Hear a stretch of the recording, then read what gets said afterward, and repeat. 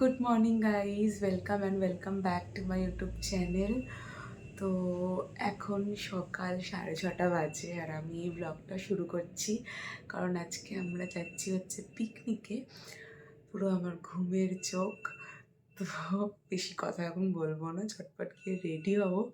আজকে একটা ভাবলাম ব্লগ শুরু করি, তোমাদের সাথে পিকনিক ব্লগ শেয়ার করব। তো এখন চটপট কি যাই রেডি হই, তারপর তোমাদের সাথে এসে আবার কথা বলছি। এটা হচ্ছে আজকে আমার আউটফিট অফ পিকনিক। আর সাহেব ছিল, ওর সাথেই আমি গেছিলাম বাস অবধি, মানে যেখান থেকে আমাদের বাস ছাড়বে গোরা মন্দিরের একদম মেন রোড থেকেই আমাদের বাসটা ছাড়বে। তো ওখানে আমরা চলে এসেছি আর এই দেখো এটা হচ্ছে আমার ইম্মু। তারপর আমরা বাসে উঠে পড়েছি, সবাই মোটামুটি এসে গেছে। এর আগে একটা কিন্তু বাস চলে গেছে পুরো ভর্তি, আবার একটা এটা বাস যাচ্ছে, মানে সেকেন্ড বাসে আমরা গেছিলাম।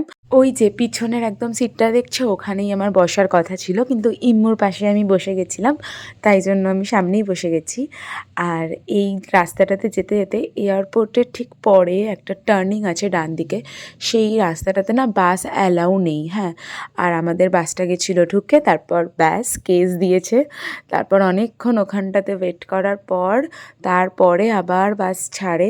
ওই ঝামেলার মধ্যে আমাদের সবার না লিটারেলি খিদে পেয়ে গেছিলো, কারণ সকালবেলা পিকনিকে যাবার আগে তো মানে ব্রেকফাস্ট সবটাই তো পিকনিকে গিয়ে করব। তো আমরা কিছুই খেয়ে যাইনি, জাস্ট আমি তো 1 কাপ চা খেয়ে গেছিলাম।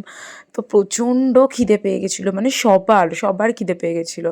তো আমরা তো ভাবছিলাম ব্যাস এখানে না ব্রেকফাস্টটা এখানেই না করতে হয়, তারপরে একেবারে পিকনিকে গিয়ে লাঞ্চ। না, থ্যাংক গড আমাদের ছেড়ে দিয়েছিল আর আমরা ফাইনালি পৌঁছেও গেছিলাম পিকনিক স্পটে।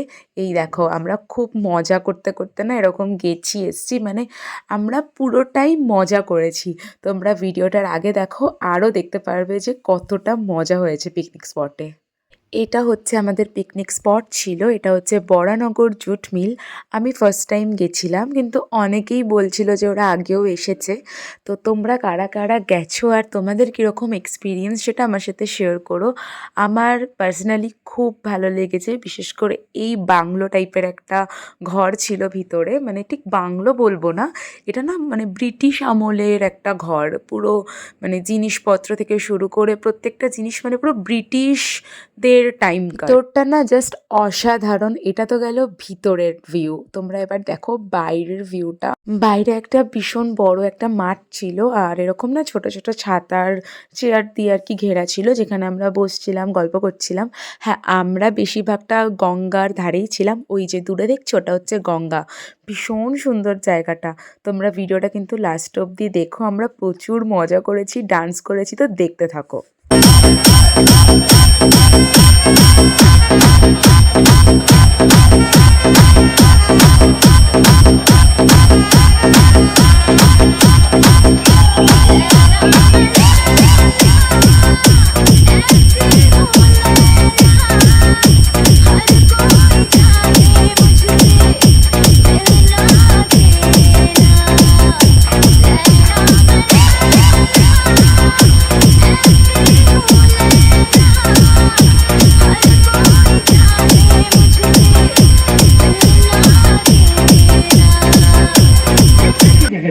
তো সবার আমাদের ব্রেকফাস্ট হয়ে গেছে। ব্রেকফাস্টে মটরশুঁটির কচুরি আর আলুর দম আর জয়নগরের মোয়া ছিল।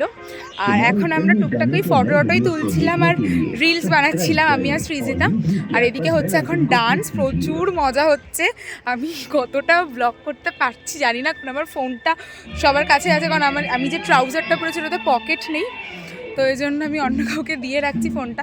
তো যতটা পারছি আমি ব্লগ করছি, তো তোমরা দেখো, আশা করি তোমাদের ব্লগটা খুব ভালো লাগবে, তো তোমরা দেখতে থাকো। খুবই বড় মাঠটা, প্রচণ্ডই বড় মাঠ, ওখানে সবাই ডান্স করছে।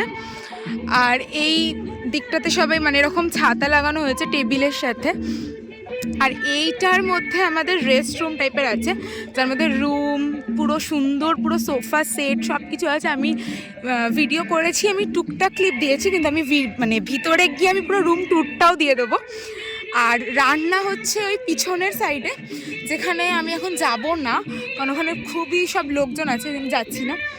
আর এখানে এরকম সবাই বসে আছে, যে যার মতো ফটো তুলছে।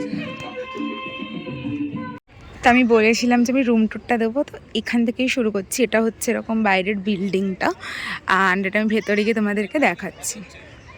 তো এটা হচ্ছে এন্ট্রান্স, এদিকে একটা গেট আছে, এদিকে একটা গেট আছে, তো এটা দিয়ে ঢুকছি।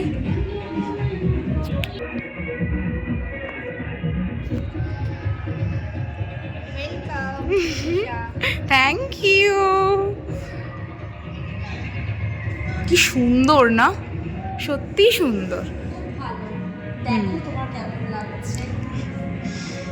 এখানে এরকম দুটো ডাইনিং টেবিল আছে না, এগুলো এটা দেখো কি সুন্দর, পুরোই আগেকার ওই জিনিস, দারুণ লাগে, সত্যি সুন্দর জায়গাটা।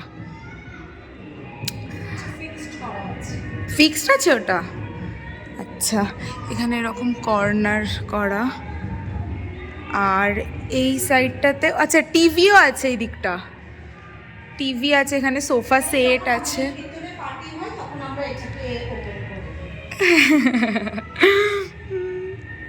আরফ তুমি কিছু বলবে? না, বলে দাও। কি সুন্দর। আর হচ্ছে এখানে একটা রাধা কৃষ্ণ বোধ হয়, এটা খুব সুন্দর, সত্যিই সুন্দর। আর এখানে একটা এরকম সোফা সেট আছে।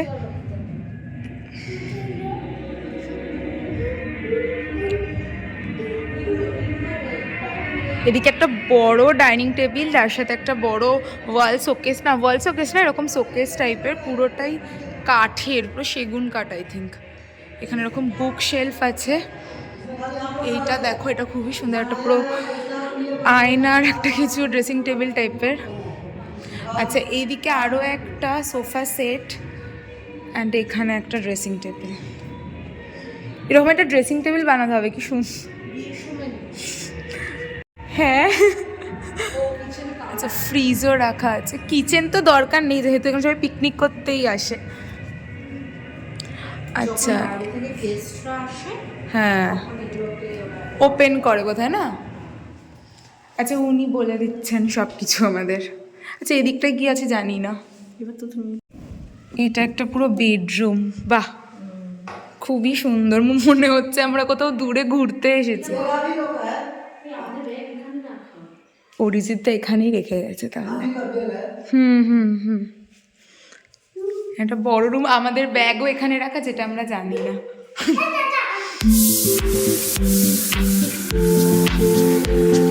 আচ্ছা এখানে কোথায়, এটা বোধহয় রুমের সাথে বাথরুম আছে। হ্যাঁ কি আছে ওর মধ্যে? আচ্ছা এর মধ্যে পাঞ্জাবি রাখা। কেন, তোমার কেমন লেগেছে রুমটা? ভালো লেগেছে। আচ্ছা তোমার ভালো লেগেছে যখন, আমাদের সবার ভালো লেগেছে। হ্যাঁ আমি ওটাই বললাম, বুক শেলফটা কি সুন্দর না। নাচানাচি হয়ে গেছে, সবাই হাঁপিয়ে গেছে। হুম,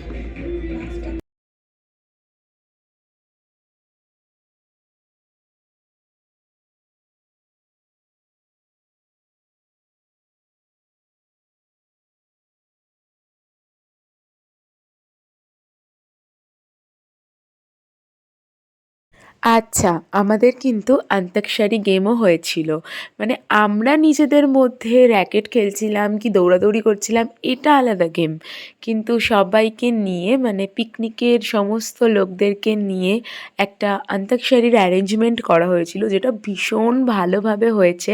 অনেকক্ষণ ধরে গেমটা হয়েছিল, আর 4টে টিম হয়েছিল, তার মধ্যে কিন্তু আমাদের টিমটাই জিতেছে। অ্যাকচুয়ালি এরকম মিডল এজ, দেন একটু বড়, আমরা একদম ইয়াং জেনারেশন, তারপরে আরেকটা ছিল মানে শুধু ছেলেদের একটা টিম, তো সবাইকে হারিয়ে কিন্তু আমরাই জিতেছি। তারপরে আমরা সবাই মিলে খেতে বসে যাই, প্রচণ্ড মজা করছিলাম, ট্রাস্ট মি। আর এরপরে তোমরা দেখো যে আমরা নাচ কীরকম করেছি, আর নাচ ও মাই গড, তোমরা জাস্ট ভিডিওটা দেখো, তোমরা বুঝতে পারবে যে আমরা কতটা লেভেলের মজা করেছি।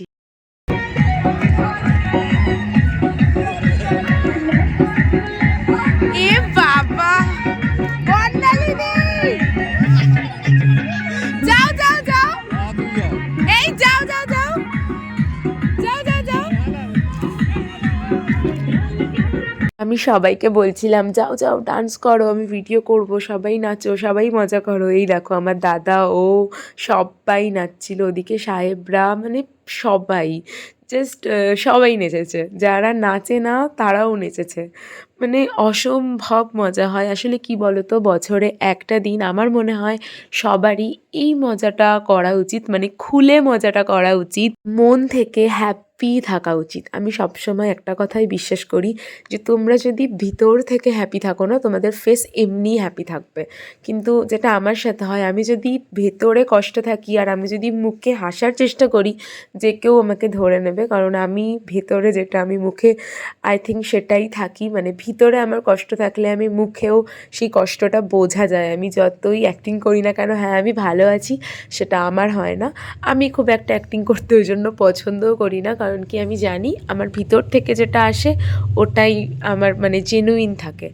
তাই তো যাই হোক, অনেক কথা বলে ফেলেছি, এবার তোমরা আমাদের ডান্সটা এনজয় করো। আমি, আমার দাদা, সৃজিতা সব একসাথে নাচছিলাম। মানে কি বলবো, এই দিনটা একটা মেমোরেবল ডে থেকে যাবে। 2024-এর শুরুতেই একদম হয়েছে, যে 14 জানুয়ারি আমাদের পিকনিক ছিল। আর এই ব্লগটা আজকে তোমরা তার এক সপ্তাহ পর আমি আপলোড করব, তো তোমরা দেখতে পারবে। জাস্ট অসাধারণ গেছে দিনটা। তো যাই হোক, আর কথা বলবো না, এবার তোমরা ব্লগটাকে দেখতে থাকো। তো তোমাদের সাথে আবার দেখা হবে আমার নতুন একটা ব্লগে। আজকের জন্য টাটা, নাও এনজয় করো আমাদের ভিডিওটা।